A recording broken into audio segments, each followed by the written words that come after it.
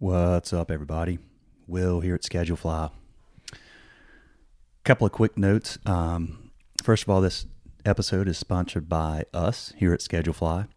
If you own or run a restaurant and you're scheduling on pencil and paper or Excel or WhatsApp or Google Docs or some combination thereof, and you'd like a very simple employee scheduling and communication tool with legendary customer support, check us out. Schedulefly.com, 30-day free trial, no contracts, no setup fees, no cancellation fees, no hassles, no friction, monthly pricing. And if you have any questions, my phone number is on the website. Happy to wrap with you. Also, if you're using a software that is cumbersome or was sold to you with a lot of promises but is not fun to use or doesn't have good support, give us a shout. I'd be happy to talk to you about what Schedulefly can bring to the table for you. Second, sponsored by Flip, and that's FLYP. Flip is our partner with mobile banking.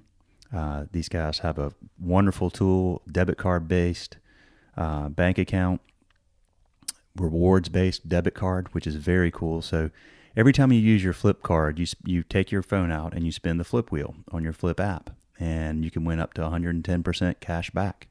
If you don't win cash, you can win Flip coins. You pile up enough Flip coins, you can use those to buy rewards. So if you don't love your bank, if you don't really love your bank and enjoy using your debit card, check out Flip, because it's no fees, no credit check, no hassles, much like us, great customer support, and a really simple, fun product.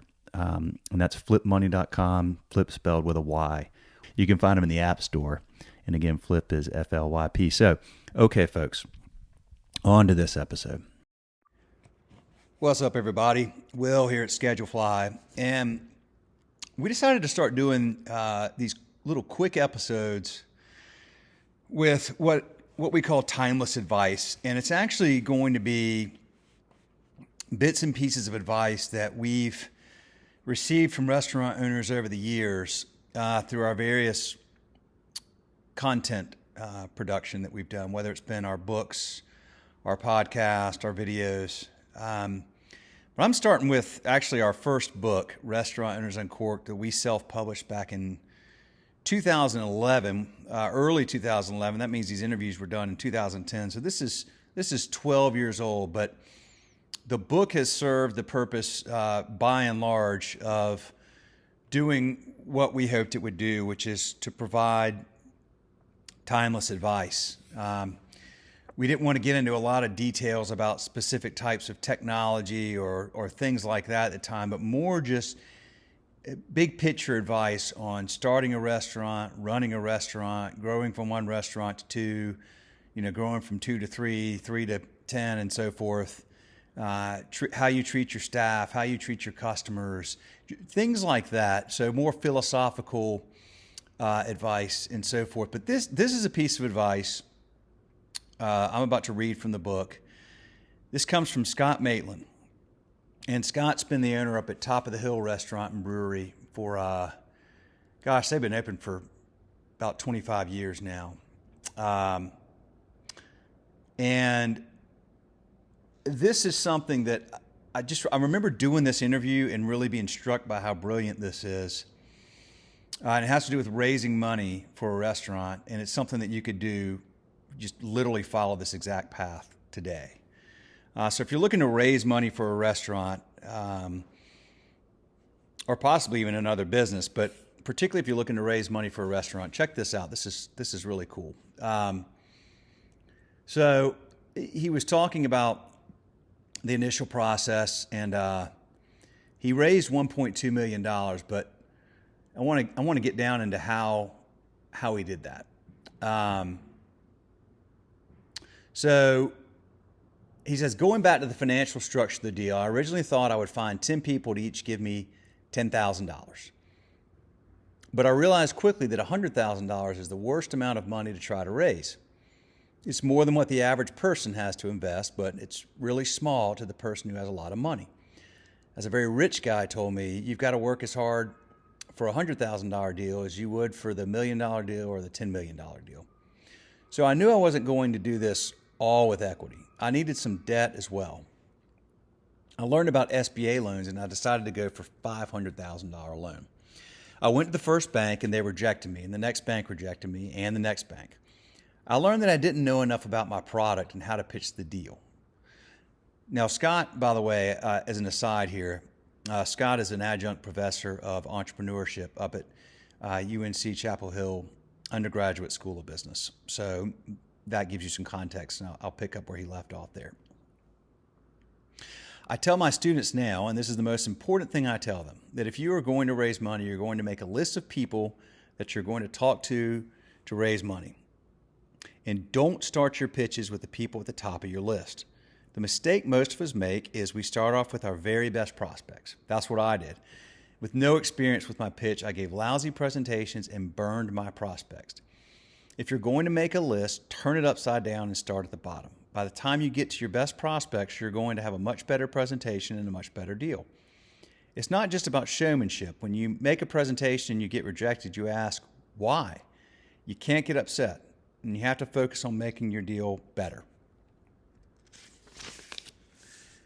And then this is where I was doing this interview, and my question was, how many banks rejected you, and how did you finally get one to lend you the money? So Scott goes on. I got rejected by 18 banks, and I'm now at the 19th bank. And this is very important because there are no other banks in the area. So I'm at the 19th bank, and I'm asking for my $500,000. And the guy says, I tell you what, if you can raise the other $1,150,000, I'll give you $50,000. So that wasn't going to do much for me, but I said, great, put that down on paper for me. 2 days later, I went back to bank number 18, and I said, hey, I just talked to bank number 19, and they're going to give me $50,000, but I like you better, and I would like to do business with you. I'll be damned if he didn't give me $75,000. So I said, put it in a letter for me. I worked my way back up the banks. By the time I got back to bank number 5, I got a full $500,000 loan. As soon as I got an SBA loan approval, even though it was contingent on me raising the money, it really helped me raise more money. Suddenly now I was almost like good housekeeping seal of approval, because investors could see, oh, wow, this guy's been approved by a bank, by the SBA. He must be for real. The other thing I learned is that people are very reluctant to give you cash because they think you're going to burn it, spend it without raising all the money, yada, yada, yada. Again, the law school degree was helpful. Oh, this is Will here, just interjecting. Scott had been at law school when he had the idea for Top of the Hill, and that's a great story too. You can read that in the book. Wonderful story. But anyway, so he had been to law school, so he knew he had some good ideas. So here he enters again. I created a trust and made my banker the trustee. She was not to release the money unless I had received the full SBA loan. And so that method worked out well because suddenly people knew that I was not going to run off with their money. And then finally, you're going to find that when you raise money, people will say, I will be your last $50,000 or I will be your last $100,000 or whatever. That happens again because I think people are afraid of having their money sit on the sidelines or of having it spent. It's kind of a variation of the trust issue. So I said to each person who said they would give me,